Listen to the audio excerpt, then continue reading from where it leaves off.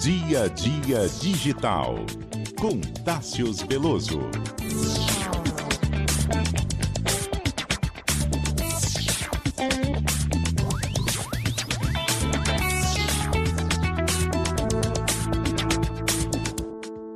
Você já parou para pensar quantos aplicativos de banco você tem no celular? Hoje o Tássius Veloso gravou o comentário e ele vai contar para a gente que a competição está bem feroz, viu? E o consumidor precisa estar mais atento do que nunca para escolher qual é o seu banco principal. E aí, Carol, boa noite para você, boa noite, Débora, boa noite para o ouvinte.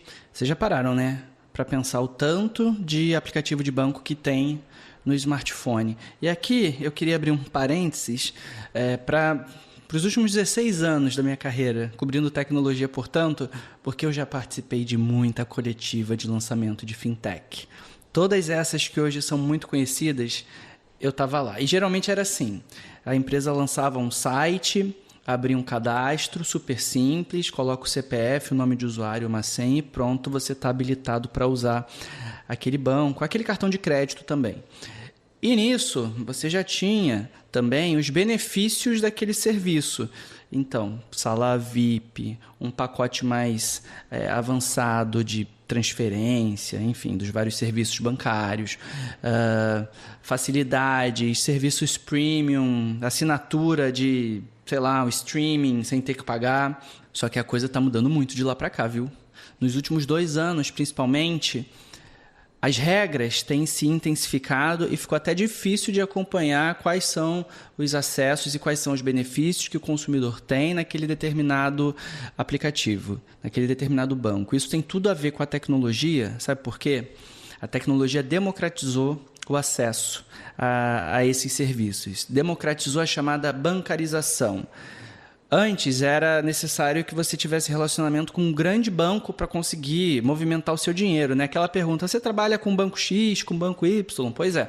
Hoje em dia ninguém mais pergunta isso. Você fala a sua chave Pix e o Banco Central que se vire, o setor financeiro que se vire para fazer a transferência acontecer. Só que por ser tão fácil, durante um certo período, nos últimos anos, esses novos bancos, bancos entrantes, eles só estavam preocupados com o número de consumidores, o número de usuários.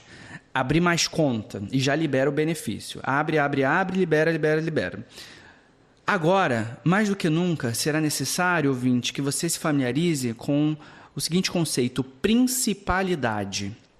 Essa semana eu estive em São Paulo e participei de coletivas de 2 bancos, do Nubank e do Itaú.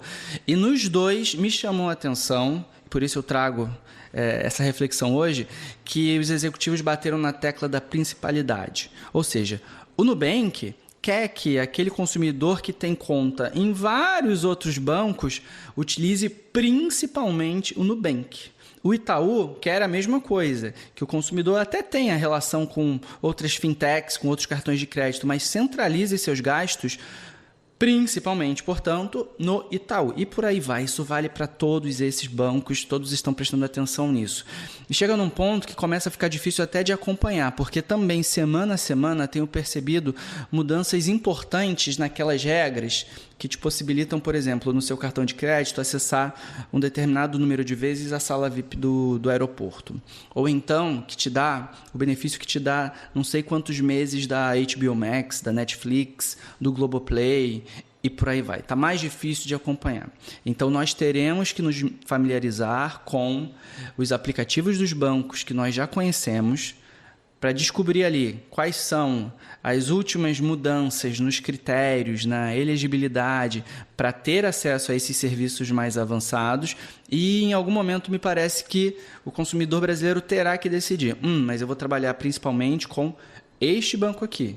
Porque ele, quando eu concentro os meus gastos, os meus valores a receber, o meu cartão de crédito neste banco, eu chego num determinado volume mensal, né, numa cifra que me habilita, que me libera para certas funcionalidades e principalmente condições mais interessantes, para ter um CDB turbinado, para ter investimentos em fundos que já são mais seletos, digamos assim.